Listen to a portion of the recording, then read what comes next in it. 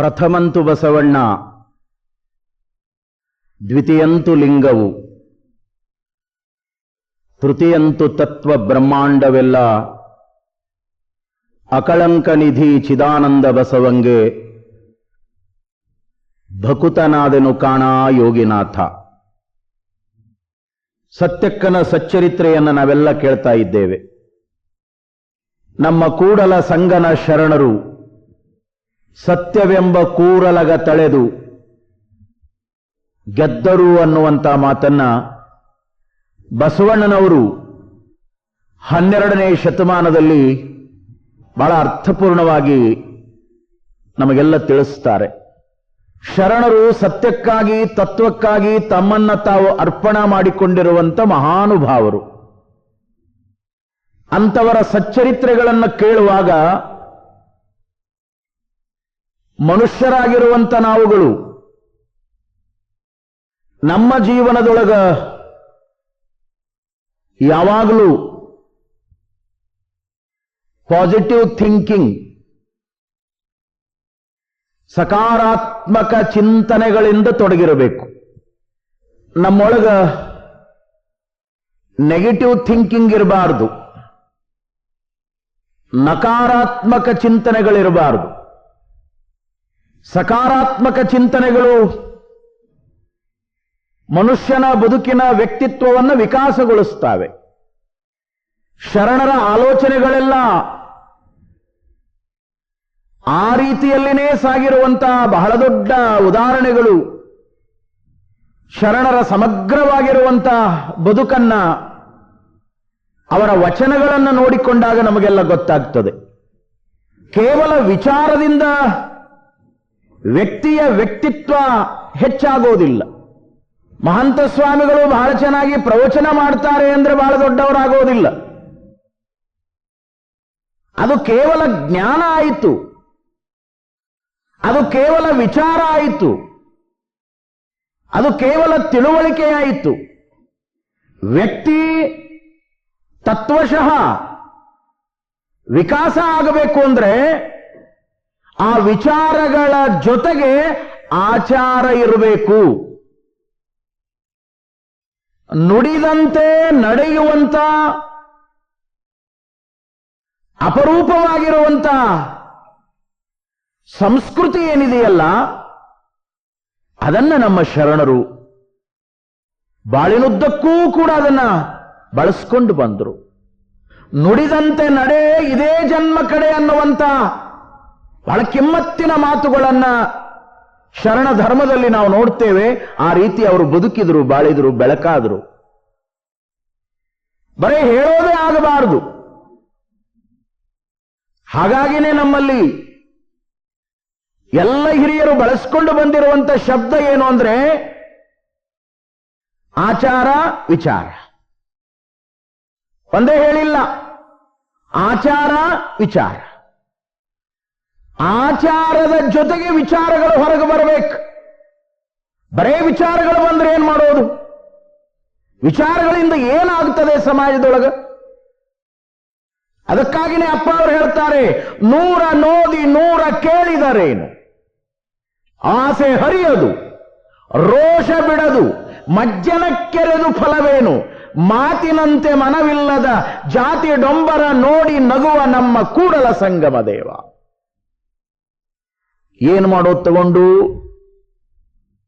100 ಗ್ರಂಥಗಳನ್ನು ಓದಬಹುದು, 100 ಪುಸ್ತಕಗಳನ್ನು ಓದಬಹುದು, 100 ಪುರಾಣಗಳನ್ನು ಹೇಳಬಹುದು, 100 ಕಾವ್ಯಗಳನ್ನು ಓದಬಹುದು. ಬರೀ ಓದೋದೇ ಆಯಿತೇ ವಿನಃ ಆ ಓದಿನ ಮೂಲ ಏನು? ಆ ಓದು ಯಾವ ಉದ್ದೇಶಕ್ಕಾಗಿ? ನೋಡಿ, 12ನೇ ಶತಮಾನದೊಳಗ ಶರಣರು ಎಷ್ಟು ಅಪರೂಪವಾಗಿರುವಂತ ವಿಚಾರಗಳನ್ನು ಚಿಂತನೆ ಮಾಡ್ತಾರೆ. ಸೊನ್ನಲಗಿ ಸಿದ್ದರಾಮರು ಹೇಳ್ತಾರೆ, ಓದುವುದು ಸದ್ಗುಣಕ್ಕಲ್ಲದೆ ಕಿವಿಯನ್ನೂದುವುದಕ್ಕೇನೋ ಅಯ್ಯ. ಯಾಕೆ ಓದಬೇಕು ಅಂದ್ರ ಸದ್ಗುಣದ ಸಂಪಾದನೆಗಾಗಿ ಓದು, ಸದ್ಗುಣದ ಸಂಪಾದನೆಗಾಗಿ ಕೇಳು. ಸದ್ಗುಣದ ಸಂಪಾದನೆಗಾಗಿ ಹೇಳು. ಬರೇ ಹೇಳೋದು ನಡೀತು, ಕೇಳೋದು ನಡೀತು, ವಿಚಾರ ಹೆಚ್ಚಾಯಿತೇ ವಿನಃ ಆಚರಣೆ ಬರದೆ ಹೋದರೆ ಅದು ಯಾವುದಕ್ಕೂ ಪ್ರಯೋಜನ ಇಲ್ಲ. ಅದನ್ನು ನಮ್ಮ ಶರಣರು ಒಪ್ಪೋದಿಲ್ಲ. ಓದುವುದು ಸದ್ಗುಣಕ್ಕಲ್ಲದೆ ಕಿವಿಯನ್ನು ಓದುವುದಕ್ಕೇನೋ, ಬರೇ ಕಿವಿಯೊಳಗ ಕೇಳಿಸುವ ಸಲುವಾಗೇನು ಅಲ್ಲ. ಸದ್ಗುಣದ ಸಂಪಾದನೆ, ಆಚಾರಪೂರ್ಣವಾಗಿರುವಂಥ ವಿಚಾರ ಅದು ನಿಜವಾಗಲೂ ಕೂಡ ವ್ಯಕ್ತಿಗತವಾಗಿಯೂ ಕೂಡ ಸಂತೋಷವನ್ನು ಕೊಡುತ್ತದೆ. ಅದು ಸಮಷ್ಟಿಗೂ ಕೂಡ ಹಿತವನ್ನು ಬಯಸುತ್ತದೆ. ಅದು ಬಲ್ಲವರ ದಾರಿ, ಅದು ಶರಣರ ಮಾರ್ಗ. ಈ ನಾಡಿನ ಬಹಳಷ್ಟು ಜನ ಶರಣರು, ಸಂತರು, ಪ್ರವಾದಿಗಳು ನಿಜವಾಗಿರುವಂತ ಆಚರಣೆಯೊಳಗ ತಮ್ಮನ್ನ ತಾವು ತೊಡಗಿಸಿಕೊಂಡು ಬಹಳ ಅರ್ಥಪೂರ್ಣವಾಗಿರುವಂತ ಜೀವನದ ಸಂಸ್ಕೃತಿಯನ್ನ ನಮಗೆಲ್ಲ ಕಲಿಸಿ ಹೋದ್ರು. ಅವರ ಬದುಕೇ ನಮಗೊಂದು ಮಾರ್ಗದರ್ಶನ. ನೋಡಿ, ಕೇವಲ ವಿಚಾರ ಇತ್ತು ಅಂದ್ರೆ ಅವನು ಜ್ಞಾನಿ ಅನಿಸ್ಕೋಬಹುದು ಅಷ್ಟೇನೆ. ಆದರೆ ಅವನು ಶರಣನಾಗಲಿಕ್ಕೆ ಬರೋದಿಲ್ಲ. ಶರಣ ಆಚಾರನಿಷ್ಠ, ಶರಣ ತತ್ವನಿಷ್ಠ, ಶರಣ ಸತ್ಯನಿಷ್ಠ, ಶರಣ ತತ್ವಕ್ಕಾಗಿ ತನ್ನ ತಾನು ಅರ್ಪಣಾ ಮಾಡಿಕೊಳ್ಳುವಂತ ಮಹಾನುಭಾವ. ಹಾಗಾಗಿ ಕೇವಲ ವಿಚಾರ ಇತ್ತು ಅಂದ್ರೆ ಆತ ಜ್ಞಾನಿ ಅನಿಸ್ಕೊಳ್ಬಹುದು, ಪಂಡಿತ ಅನಿಸ್ಕೊಳ್ಬಹುದು, ಬಹಳ ಶಾಣೆ ಅನಿಸ್ಕೊಳ್ಬಹುದು, ಹೌದೌದು ಅನಿಸ್ಕೊಳ್ಬಹುದು, ಬಹಳ ಚಂದ ಹೇಳ್ತಾರೆ ಮಾತಾಡ್ತಾರೆ ಅನಿಸ್ಕೊಳ್ಬಹುದು. ಆದರೆ ಶರಣನಾಗುವುದು ಸರಳವಾದ ಮಾತಲ್ಲ. ಕಾರಣ ನಮ್ಮ ಶರಣರ ಬದುಕಿನ ಆ ಸ್ಥಿತಿಯನ್ನು ನಾವೆಲ್ಲ ಗಮನಿಸಬೇಕು. ಅದಕ್ಕಾಗಿನೇ ಪ್ರಾರಂಭದಲ್ಲಿ ಯಾಕೆ ಈ ಮಾತುಗಳನ್ನ ನಾನು ಎತ್ಕೊಂಡೆ ಅಂದ್ರೆ, ನಮ್ಮಲ್ಲಿ ಪಾಸಿಟಿವ್ ಥಿಂಕಿಂಗ್ ಇರಬೇಕೇ ವಿನಃ ನೆಗೆಟಿವ್ ಥಿಂಕಿಂಗ್ ಇರಬಾರ್ದು. ಸಕಾರಾತ್ಮಕ ಚಿಂತನೆ.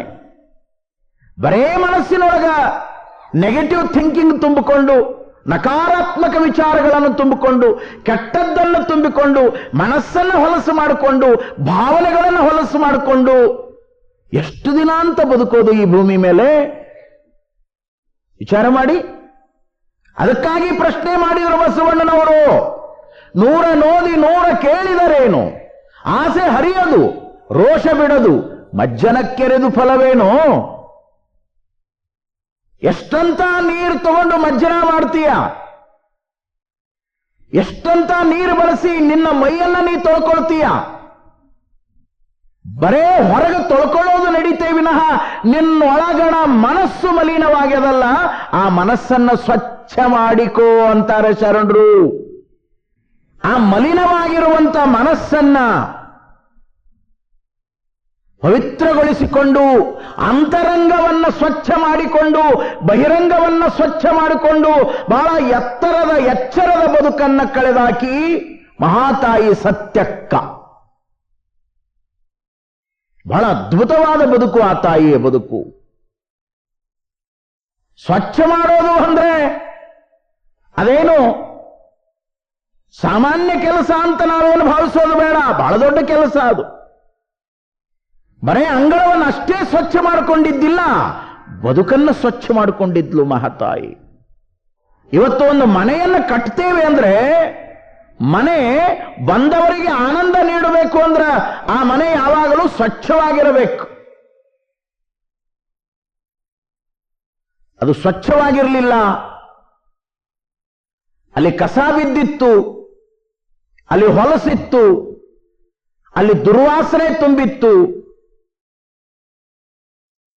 ಅಲ್ಲಿ ಇನ್ನೇನೋ ವಿಚಿತ್ರವಾದ ವಾತಾವರಣ ಇತ್ತು ಅಂದ್ರೆ ಆ ಮನೆಯನ್ನ ಯಾರೂ ಕೂಡ ಪ್ರೀತಿಸೋದಿಲ್ಲ. ವಿಚಾರ ಮಾಡುವಂತ ಮಾತುಗಳು. ಯಾರಾದರೂ ವಿಶೇಷವಾದ ಅತಿಥಿಗಳು ನಮ್ಮ ಮನೆಗೆ ಬರ್ತಾರೆ ಅಂದ್ರೆ ಎಷ್ಟು ಅಪರೂಪವಾಗಿ ನಾವು ಸ್ವಚ್ಛಗೊಳಿಸ್ತೇವೆ. ಹೀಗೆ ಬಂದು ಹೋಗುವಂತ ಒಂದು ವ್ಯವಸ್ಥೆಗಾಗಿ ಅಷ್ಟೆಲ್ಲ ಎಚ್ಚರಿಕೆ ವಹಿಸ್ತೇವೆ ಅಂದ ಮೇಲೆ ಮನುಷ್ಯ ತನ್ನ ಬದುಕನ್ನ ಎಷ್ಟು ಮಾನಸಿಕವಾಗಿ ಸ್ವಚ್ಛ ಇಟ್ಕೋಬೇಕು ಅನ್ನೋದರ ಬಗ್ಗೆ ಇವತ್ತು ಅರಿವನ್ನ ಮಾಡ್ಕೋಬೇಕು. ಕೇವಲ ಕೆಟ್ಟದ್ದನ್ನೇ ತುಂಬಿಕೊಂಡು ತಾನೂ ಕೆಟ್ಟವನಾಗಿ ಎಷ್ಟು ದಿನ ಅಂತ ಬಾಳೋದು? ಒಂದು ಊರ, ಒಂದು ಓಣಿ, ಆ ಓಣಿಯೊಳಗ ಎಷ್ಟೋ ಮನೆಗಳು. ಒಬ್ಬ ವ್ಯಕ್ತಿ ಆ ಓಣಿಯೊಳಗ ಒಂದು ಮನೆಗೆ ಬಾಡಿಗೆಗಾಗಿ ಬಂದ. ಆ ಓಣಿಯೊಳಗ ಪಕ್ಕದ ಮನೆಯವನು ಯಾರೇ ಆ ಮನೆಗೆ ಬರಲಿ ಅವರಿಗೆ ತೊಂದರೆ ಕೊಡೋದೇ ಅವನ ಕೆಲಸ. ಕಾರಣ ಏನು ಅಂದ್ರೆ ನನ್ನ ಅಕ್ಕಪಕ್ಕ ಯಾರು ಬರಬಾರದು ಅನ್ನುವಂತ ಕೆಟ್ಟ ಮನಸ್ಸು. ಕೆಟ್ಟ ಮನಸ್ಸು ನೋಡಿ, ವಿಚಿತ್ರ ಅಂದ್ರೆ ದಿನಾಲು ತನ್ನ ಮನೆಯೊಳಗೆ ಬೆಳೆದಿರುವಂತ ಎಲ್ಲಾ ಕಸ ತಗೊಂಡು ಅದನ್ನೊಂದು ಬುಟ್ಟಿಯೊಳಗೆ ತುಂಬಿಕೊಂಡು ಅವನ ಮನೆ ಅಂಗಳದೊಳಗೆ ಹಾಕಿ ಬರ್ತಿದ್ದ. ಇದು ನಿತ್ಯ ನಡೆಯಿತು. ಒಂದು ದಿನ ಅಲ್ಲ, 2 ದಿನ ಅಲ್ಲ, ತಿಂಗಳಲ್ಲ, 2 ತಿಂಗಳಲ್ಲ, 4 ತಿಂಗಳಲ್ಲ, 6-8 ತಿಂಗಳುಗಳ ಕಾಲ ಹಿಂಗ ನಡೀತು. ಅವ ಏನು ಬಂದಿದ್ದ, ಯಾಕೆ ಹಿಂಗ ಹಾಕ್ತಿ ಅಂತ ಒಂದು ದಿನನೂ ಕೇಳಲಿಲ್ಲ. ಅವ ಹಾಕಿದ್ರು ಕೂಡ ಅದನ್ನು ಬಳದು ಚೆಲ್ತಿದ್ದ. ಬಹುಶಃ ಇದು ಒಂದು ಸಂದರ್ಭವಾಗಿ ನಾನು ಹೇಳ್ತಾ ಇದ್ರು ಕೂಡ ಇವತ್ತು ನಮ್ಮ ಊರುಗಳ, ನಮ್ಮ ಕೇರಿಗಳ, ನಮ್ಮ ನಾಡಿನ, ನಮ್ಮ ದೇಶದ ಪರಿಸ್ಥಿತಿನೂ ಹಿಂಗೆ ಇದೆ. ಯಾರೋ ತಂದು ಹೊಲಸಾಕ್ತಾರೆ, ಯಾರೋ ತೆಗೆದು ಹಾಕ್ತಾರೆ, ವಿಚಾರ ಮಾಡೋದಿಲ್ಲ. ಸ್ವಚ್ಛತೆ ಅನ್ನೋದು ದೇವ ಪೂಜೆ ಅನ್ನುವಂತ ಭಾವನೆ ನಮಗೆ ಯಾರಿಗೂ ಬರೋದಿಲ್ಲ. ಗುಡಿಗುಂಡಾರಗಳ ಮುಂದೆ ಬೇಕಾದಷ್ಟು ಹೊಲಸಿದ್ರು ಕೂಡ ನಡೀತದ, ಆದ್ರೆ ಗುಡಿಯೊಳಗೆಲ್ಲ ಸ್ವಚ್ಛ ಇರಬೇಕು ಅನ್ನುವಂತ ಭಾವನೆ ಉಳ್ಳವರು ನಾವು. ವಿಚಾರ ಮಾಡುವಂತ ಮಾತುಗಳು. ಅದನ್ನು ದಿನಾಲೂ ಅವನು ಬರೆದು ಚೆಲ್ತಾ ಇದ್ದ.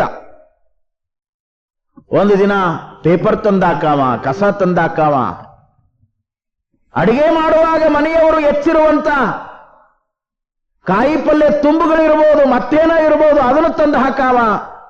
ಇಷ್ಟಕ್ಕೆ ಬಿಡ್ತಿರ್ಲಿಲ್ಲ, ಬಾಚಿಕೊಂಡು ಕೆಳಗೆ ಬಿದ್ದಿರುವಂತ ಕೂದಲುಗಳನ್ನು ಸಹಿತ ತಂದು ಅವನ ಮನೆ ಅಂಗಳದಾಗ ಒಗಿತಿದ್ದ.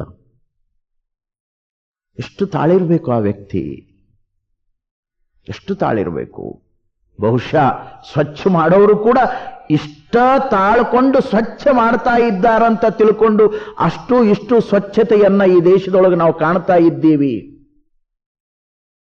ಅವರೊಂದಿಷ್ಟು ಸ್ವಚ್ಛ ಮಾಡೋದನ್ನು ಬಿಟ್ಟು ಬಿಟ್ರೆ ಊರುಗಳೆಲ್ಲ ತಿಪ್ಪೆಗಳಾಗಿ ಬಿಡ್ತಾವೆ. ಅದರಿಂದ ರೋಗ ರುಜಿನ ಹೆಚ್ಚಾಗ್ತದೆ, ಅದರಿಂದ ಆರೋಗ್ಯದ ಭಾಗ್ಯ ಹಾಳಾಗ್ತದೆ. ಮನುಷ್ಯ ನರಕ ಯಾತನೆಯನ್ನು ಅನುಭವಿಸುವಂತ ಕೆಟ್ಟ ವಾತಾವರಣ ನಿರ್ಮಾಣ ಆಗ್ತದೆ. ಎಷ್ಟು ವಿಚಿತ್ರ ಅಲ್ಲ? ಹೀಗೆ ದಿನಾಲೂ ಕೂಡ ತೊಂದರೆ ಕೊಟ್ಟರೂ ಕೂಡ ಆ ವ್ಯಕ್ತಿ ಒಂದು ದಿನವೂ ಆತನಿಗೆ ಯಾಕೆ ಅಂತ ಪ್ರಶ್ನೆ ಮಾಡಲಿಲ್ಲ, ಎದುರುತ್ತರವನ್ನ ಕೊಡಲಿಲ್ಲ. ಸ್ವಚ್ಛ ಮಾಡ್ತಿದ್ದ. 6-8 ತಿಂಗಳುಗಳು ಕಳೆದ ಮೇಲೆ ಒಂದು ದಿನ ಇವ ಕಸ ತಂದು ಹಾಕೋದ್ರೊಳಗಾಗಿನೇ ಒಂದು ಚೀಲವನ್ನು ತೆಗೆದುಕೊಂಡು ಅವನ ಮನೆಯ ಅಂಗಳದ ಕಟ್ಟೆಯ ಮೇಲೆ ಅದನ್ನಿಟ್ಟ. ಇವ ದಿನ ಕಸ ಚೆಲ್ಲವನು ನೋಡಿದ, ಅವನಿಗೆ ಒಳಗಡೆ ಪ್ರಾರಂಭ ಆಯಿತು. ಬಹುಶಃ ಇಷ್ಟು ದಿನ ಇವನು ತಡೆದಾನ, ಇವತ್ತು ಎಲ್ಲಾ ಕಸ ಈ ಚೀಲದೊಳಗೆ ತುಂಬಿಕೊಂಡು ಬಂದು ನನ್ನ ಮನೆ ಮುಂದಿಟ್ಟು ಇವನು ಗಲಾಟೆ ಮಾಡಲಿಕ್ಕೆ ಬಂದಾನಂದ ಮೇಲೆ ಇವತ್ತಿವನು ಬಿಡಬಾರದು ಅಂತ ಹೇಳಿ ನೋಡಿ, ನಕಾರಾತ್ಮಕ ವಿಚಾರಗಳನ್ನು ತಲೆಯೊಳಗೆ ತುಂಬಿಕೊಂಡು ಸಿಟ್ಟಿನಿಂದ ಹೊರಗೆ ಬಂದು ಇದನ್ನೇನಿಟ್ಟಿದೆಯಾ ಅಂತ ಹೇಳಿ ಅದ್ರ ಕಡೆ ಲಕ್ಷ್ಯ ಕೊಡದಂತೆ ಅದನ್ನು ಕಾಲಿನಿಂದ ಜಾಡಿಸಿ ಒದಿತಾನೆ. ಆ ಚೀಲದಿಂದ ನಾನಾ ರೀತಿಯ ಹಣ್ಣುಗಳು ಅಂಗಳದೊಳಗೆ ಬೀಳ್ತಾವು. ಅದರೊಳಗೆ ಪೇರಲ ಹಣ್ಣಿತ್ತು, ಅದರೊಳಗೆ ಮಾವಿನ ಹಣ್ಣಿತ್ತು, ಅದರೊಳಗೆ ಚಿಕ್ಕು ಹಣ್ಣಿತ್ತು, ಅದರೊಳಗೆ ಪಪ್ಪಾಯಿ ಹಣ್ಣಿತ್ತು. ಅವೆಲ್ಲ ಅಂಗಳದೊಳಗೆ ಬೀಳ್ತಾವ. ಇವ ನೋಡ್ತಾನೆ, ಇದ್ರೊಳಗೆ ಏನೋ ಕೆಟ್ಟದ್ದು ಹೊಲಸು ಕಸ ತಂದಾನಂತ ನಾ ತಿಳ್ಕೊಂಡಿದ್ರೆ ಇವ ಇದ್ರೊಳಗೆ ಹಣ್ಣುಗಳನ್ನು ತಂದು ಇಲ್ಯಾಕಿಟ್ಟಾನೆ ಅಂತ. ಏನಿದು ಅಂತ ಕೇಳಿದಾಗ ಆ ಎದುರಿಗೆ ನಿಂತಿರತಕ್ಕಂತ ವ್ಯಕ್ತಿ ಹೇಳ್ತಾನ, ಏನು ಇಲ್ಲ, ಹಳ್ಳಿಯೊಳಗ ಊರೊಳಗ ನಮ್ಮದೊಂದು ಹಿರಿಯರು ಮಾಡಿದ ತೋಟ ಇದೆ. ಆ ತೋಟದೊಳಗೆ ಬೆಳೆದಿರುವಂತ ಹಣ್ಣುಗಳಿವು, ನಿಮಗೂ ಕೊಡಬೇಕನ್ನಿಸ್ತು, ಅದಕ್ಕಾಗಿ ತಂದೀನಿ ಅಂದವ. ನಿಮಗೂ ಕೊಡಬೇಕನ್ನಿಸ್ತು, ಅದಕ್ಕಾಗಿ ತಂದೀನಿ ಅಂದ. ಅವನದೆಂತ ಹೊಲಸ್ಸಿನ ಮನಸ್ಸು, ಇವನದೆಂತ ಹಣ್ಣಿನ ಮನಸ್ಸು. ಎಷ್ಟು ಅಪರೂಪ ಅಲ್ಲ. ಆವಾಗ ನಾನು 6-8 ತಿಂಗಳುಗಳ ಕಾಲ ಕಸವನ್ನು ಹಾಕಿ ಅವನ ಮನೆ ಅಂಗಳವನ್ನು ಹೊಲಸು ಮಾಡಿ ಅವನಿಗೆ ಕೆಟ್ಟದ್ದನ್ನ ಬಗೆದರೂ ಕೂಡ ಅವ ಎಂದೂ ಕೂಡ ನನ್ನ ಬಗ್ಗೆ ಕೆಟ್ಟ ಭಾವನೆಯನ್ನು ತಾಳಲಾರ್ದೇನೆ ನನಗೆ ತಿನ್ನುವ ಸಲುವಾಗಿ ಸವಿ ಸವಿಯಾಗಿರುವಂತ ಹಣ್ಣುಗಳನ್ನ ಊರಿನಿಂದ ತಂದು ನನಗೆ ಕೊಡ್ತಾನಂದ್ರ ಇವನು ನಿಜವಾಗಲೂ ಕೂಡ ಹಣ್ಣಿನಂತ ಗುಣದವನೇ, ನಾನು ಕಸದಂತ ಮನಸ್ಸಿನವನೇ. ನೋಡಿ, ಅವನ ಕಣ್ಣಿನೊಳಗ ಕಣ್ಣೀರು ಸುರಿತದೆ. ಕೆಳಗಿಳಿದು ಬಂದು ಅಂಗಳದೊಳಗೆ ನಿಂತಿರುವಂತಹ ವ್ಯಕ್ತಿಯನ್ನ ಬಿಗಿದಪ್ಪಿ ಮುದ್ದಾಡ್ತಾನೆ. ನನ್ನ ತಪ್ಪನ್ನ ಕ್ಷಮಾ ಮಾಡುವಂತ ಕೇಳ್ತಾನೆ. ಆವಾಗ ಆ ವ್ಯಕ್ತಿ ಅಂತಾನೆ, ಕ್ಷಮಾ ಮಾಡ್ಲಿಕ್ಕೆ ನಾನಾರು? ನಿನ್ನರಿವೇ ನಿನ್ನನ್ನ ಕ್ಷಮೆ ಮಾಡ್ತದೆ. ನಿನ್ನೊಳಗೆ ಬಂದಿರುವಂತ ತಪ್ಪಿನ ತಿಳುವಳಿಕೆ ಅದು ನಿನ್ನನ್ನ ಉದ್ಧಾರ ಮಾಡ್ತದೆ ಅನ್ನುವಂತ ಮಾತನ್ನ ಅವನು ಹೇಳಿದ ಮೇಲೆ ಅವನ ಬದುಕಿನೊಳಗ ತಿದ್ದಿಕೊಂಡು ಅವನು ಸಕಾರಾತ್ಮಕ ಚಿಂತನದೊಳಗ ತನ್ನ ಬದುಕನ್ನ ತಾನು ಮುಂದುವರಿಸ್ತಾನೆ. ಈ ಪ್ರಸಂಗವನ್ನ ಇಲ್ಲಿ ನಾನು ಯಾಕೆ ಹೇಳ್ತಾ ಇದ್ದೀನಿ ಅಂದ್ರೆ, ಪರಿವರ್ತನೆಯ ಪಥವನ್ನು ತೋರಿಸುವ ಸಲುವಾಗಿ, ಬದುಕಿನ ಬದಲಾವಣೆಗಾಗಿ ಎಷ್ಟೋ ಜನ ಮಹಾನುಭಾವರು ಈ ಜಗತ್ತಿನೊಳಗ ತಮ್ಮನ್ನ ತಾವು ಏನೆಲ್ಲ ಸಮಸ್ಯೆಗಳು ಬಂದರೂ ಕೂಡ ಅದನ್ನ ತಾಳಿಕೊಂಡು ಆ ತಾಳ್ಮೆಯಿಂದ ಅಪರೂಪವಾಗಿರುವಂತ ಅರಿವಿನ ಬೆಳಕನ್ನ ಮಾನವ ಸಮಾಜಕ್ಕೆ ನೀಡಿದ್ದಾರೆ.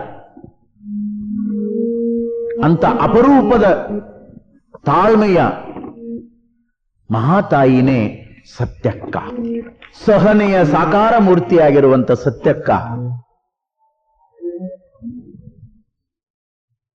ಮನುಷ್ಯ ನಿಜವಾದ ನೀತಿಯ ಮೂಲಕ ಬದುಕನ್ನು ಅರ್ಚಿಸಿಕೊಳ್ಬೇಕು ಅನ್ನುವಂಥ ಮಾತುಗಳನ್ನು ಹೇಳ್ತಾಳೆ. ತಾವೆಲ್ಲ ಕೇಳ್ತಾ ಇದ್ರಿ, ಅರ್ಚನೆ ಪೂಜನೆ ನೇಮವಲ್ಲ, ಧೂಪ ದೀಪಾರತಿ ನೇಮವಲ್ಲ, ಮಂತ್ರ ತಂತ್ರ ನೇಮವಲ್ಲ. ಹಾಗಾದ್ರೆ ಯಾವುದು ನೇಮ? ಆ ತಾಯಿ ಕೊಟ್ಟಿರುವಂತ ಮೌಲ್ಯಗಳು ಇಡೀ ಮನುಕುಲಕ್ಕೆ ಬೆಳಕನ್ನು ಚೆಲ್ಲುವಂತ ಜೀವನದ ಮೌಲ್ಯಗಳು. ಪರಧನ, ಪರಸ್ತ್ರೀ, ಪರದೈವಂಗಳಿಗೆ ಎರಗದಿಪ್ಪುದೇ ನೇಮ ಕಾಣಿರೋ ನಮ್ಮ ಶಂಭು ಜಕ್ಕೇಶ್ವರನಲ್ಲಿ ಇವು ಕಾಣಿರಣ್ಣ ನಿತ್ಯ ನೇಮ. ಬಹಳ ಅರ್ಥಪೂರ್ಣವಾದ ಮಾತು. ಸತ್ಕಾರ್ಯವನ್ನ ಮಾಡುವಂತದ್ದೇ ಪೂಜೆ, ಸತ್ಕಾರ್ಯಗಳನ್ನ ಮಾಡುವಂತದ್ದೇ ಅರ್ಚನೆ. ಆ ತಾಯಿ ಹೇಳಿರುವಂತ 3 ಮಾತುಗಳು. ಪರಧನ,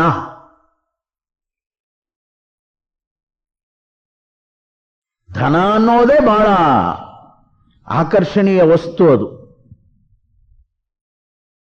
ನಮ್ಮ ಹಳ್ಳಿಗರು ಸಹಿತ ಆ ಮಾತುಗಳನ್ನು ತಮ್ಮ ಆಡು ನುಡಿಗಳಲ್ಲಿ ಹೇಳ್ತಾನೆ ಬಂದ್ರು.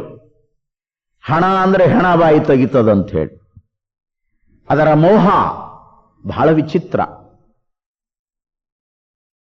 ಪರಧನಕ್ಕಾಗಿ ಎಂದೂ ಕೂಡ ಆಶಿಸಬೇಡ. ಕಾರಣ, ನಿನ್ನ ಬೆವರನ್ನ ಸುರಿಸಿ ಕಾಯಕಷ್ಟ ಮಾಡಿ